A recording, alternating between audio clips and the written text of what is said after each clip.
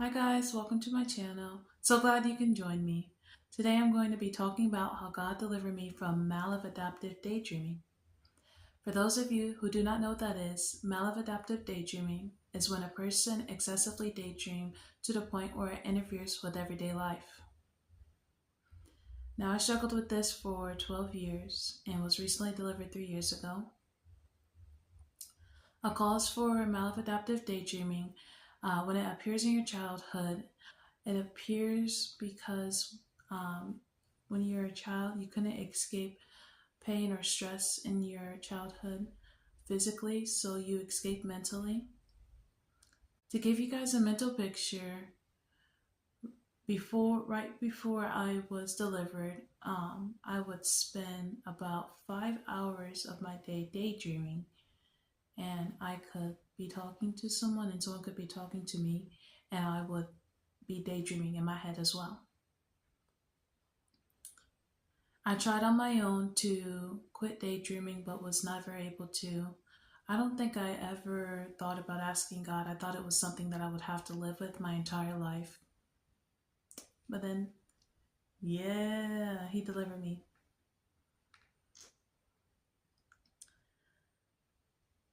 What gave me the faith to ask God to deliver me was, a little long story short, a few years ago, I wanted to harm myself, and so I remember walking to work and I had pills in my hand.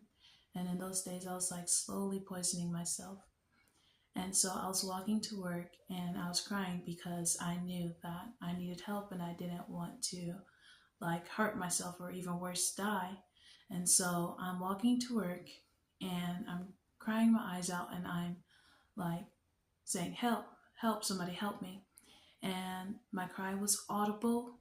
Like if you were sitting on your porch, you would be able to hear me, but it wasn't loud to where, like if you were sitting in your house or, down the street, you could hear me. And so I'm crying help. And in that time, I actually was not in the faith. I was not like reading my word. I wasn't praying to God um, or anything like that.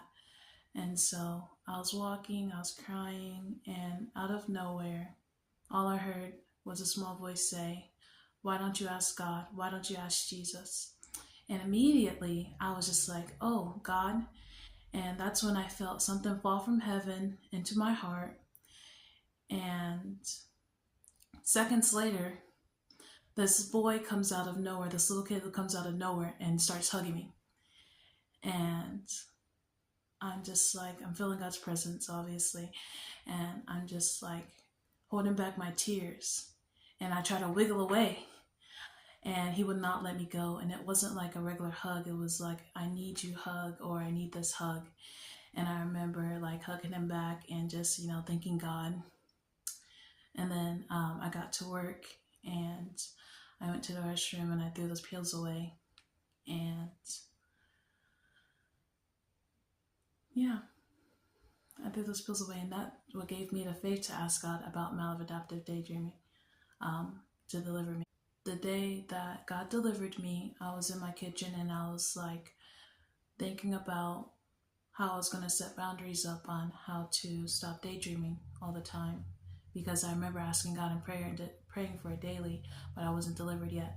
And so I was praying. I was in my kitchen and I was just like, okay, I'm only allowed to daydream for this amount of time, and then I got to stop.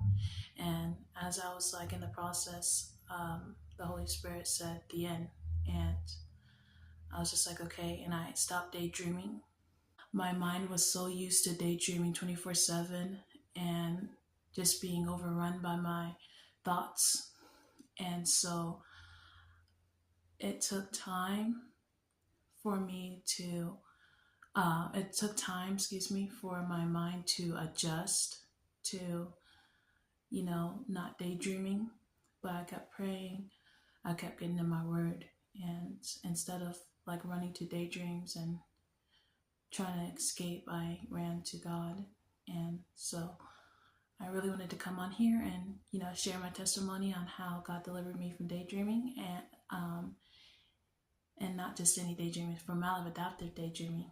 And I hope to see you in the next video. Goodbye.